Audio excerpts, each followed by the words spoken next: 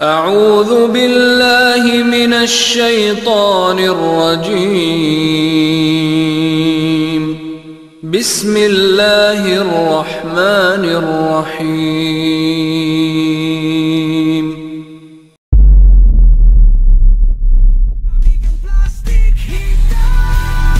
Kami takkan insaf. Bulan puasa datang, tapi kami tetap nak makan.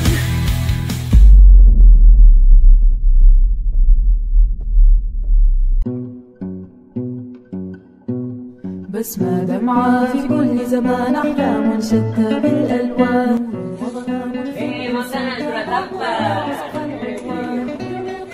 Woi, bau sedapnya. Woi, tak puasa.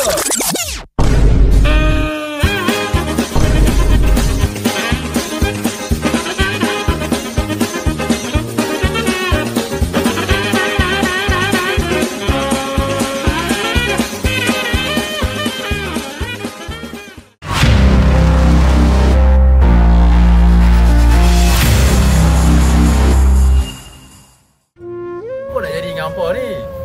Puasa pun tak. Tahu tak apa maksud sebenarnya Syawal? Puasa sebenarnya adalah kemenangan bagi umat Islam setelah sebulan berpuasa. Risaulah sikit. Terima kasih, Bu. Alah, awak gantahlah hari ni. Wah, mana Ikan? Aku rasa dia petanda tu. Aku ada plan yang masterpiece nak bagi tahu kau. Okey? Duduk dulu, sedangkan. Weh, sorry lambat weh. Lambat. Sorry. Tak apa, masuk. Kau bawa tak baju lain lah? Bawa. Wow. Mana bawa? Saya seorang je bawa baju Melayu. Kau pakai baju lain. Tidak juga. Wah, aku krepek ni. Dengar macam krepek ni.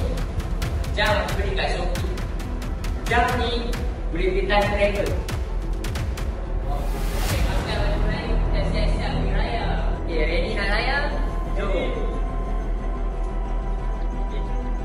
One, two.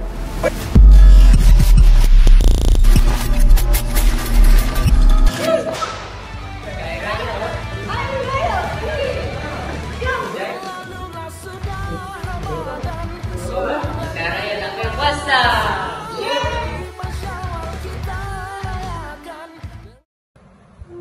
Ya, silakan. Saya Tony. Betul tak kau cakap tu? Apa ini ada style ni juga apa? Puasa sebenarnya adalah kemenangan bagi umat Islam setelah sebulan berpuasa. Risaulah sikit. Ingat. So, kita patut balik. Kita solat taubat, insaf. Puasa berdosa sekarang. Sebab kita tak puasa. Okay, kita balik kan?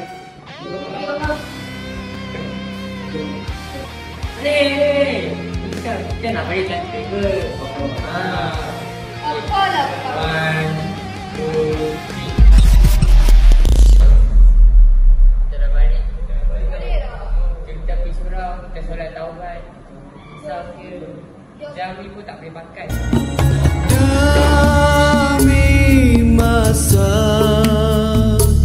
sesungguhnya manusia kerugian.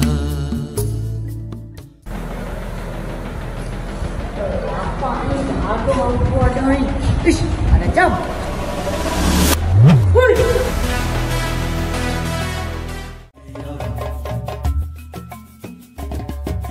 Iman adalah mutiara di dalam hati manusia yang meyakini Allah Maha Esa, Maha Kuasa.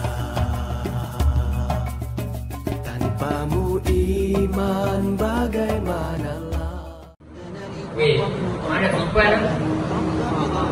Tadi sekali nama ni. Dari tadi tak nampak dia pun.